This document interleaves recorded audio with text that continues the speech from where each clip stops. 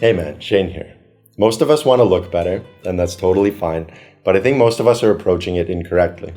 We look at which muscles are the most aesthetic and we try to emphasize them, or we look at which body shape looks the best and we try to imitate it.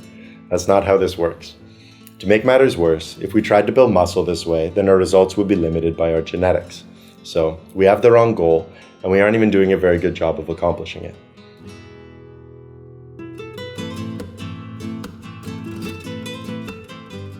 The first thing we need to understand is normal distribution. You've probably seen this graph before. It's a bell curve.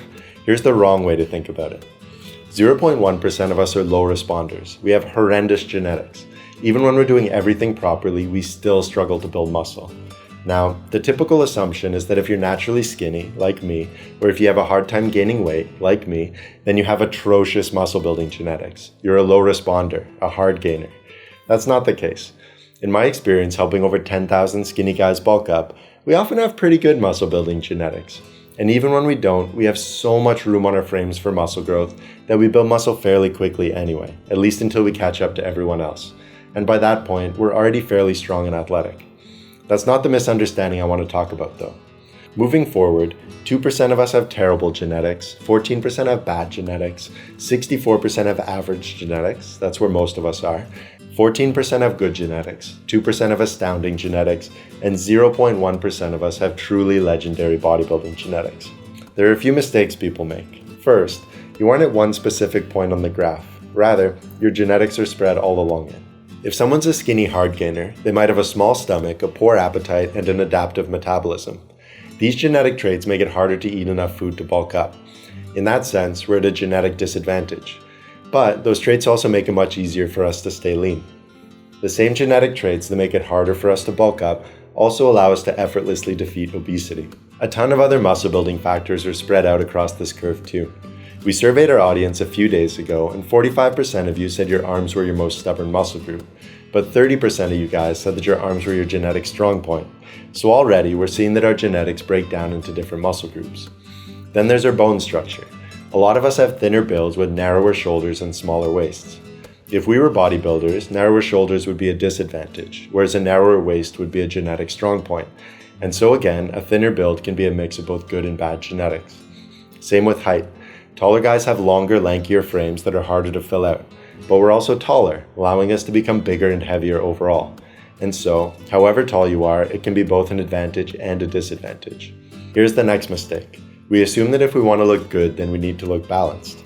That our arms should be in proportion to our chests and to our backs and to our legs. That's the approach most bodybuilders take. But if we look at the actors with the most iconic physiques, a lot of them are doing something entirely different.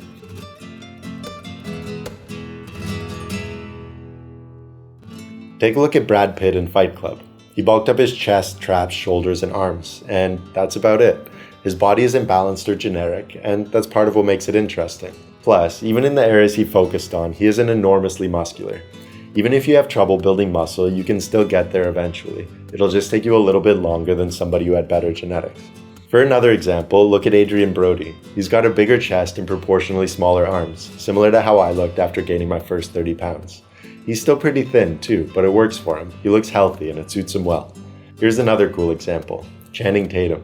Most of his muscles are developed in a regular kind of way. He looks athletic. He looks like a guy who works out. But he's got a thick fighter's neck from playing contact sports when he was younger. That one dominant muscle group makes his whole physique stand out. Now, you might argue that these guys only look good because of their bone structures. They've got naturally broader shoulders and thinner waists. Here's another example. Justin Baldoni has a narrower build with thinner shoulders. He doesn't have much of a V-taper at all. And unlike these other guys, he didn't focus on just a few muscles. He's well developed everywhere. He looks like a natural bodybuilder with a thin bone structure. He's the type of guy who's able to perfectly fill out a smaller shirt. You don't necessarily need to be super lean either. Plenty of actors have built awesome physiques at the higher side of the healthy body fat range, aiming for a buffer, more athletic look. Tom Hardy is a cool example of that. This is the kind of physique you might want to have while you're climbing towards your genetic potential.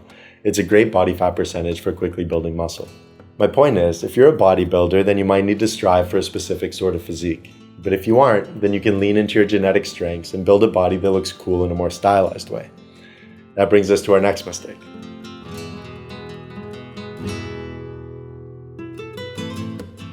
So far, it might sound like I've been saying that you don't need to build a balanced body. You just need to develop a few iconic body parts which will stand out and make you look awesome.